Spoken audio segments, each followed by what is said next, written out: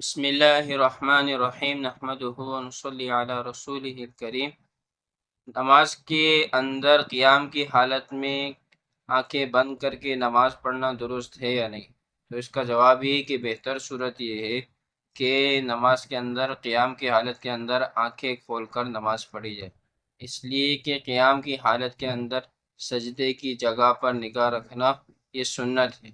اگر کوئی شخص آنکھیں بند کر کے نماز پڑھے گا تو وہ اس سنت کو چھوڑنے والا ہو، لہذا کھڑے ہونے کی حالت میں سجدے کی جگہ پر نگاہ رکھنے کی وجہ سے آنکھوں کا کھولنا یہ بہتر ہے۔ لیکن اگر کسی شخص کو دھیان نہیں ہوتا تو وہ دھیان جمانے کے لیے، اپنی توجہ جمانے کے لیے آنکھیں بند کر کے نماز پڑھتا ہے، تو پھر جو ایسے شخص کے لیے گنجائش ہے کہ وہ آنکھیں بند کر کے بھی نماز پڑھ سکتا ہے۔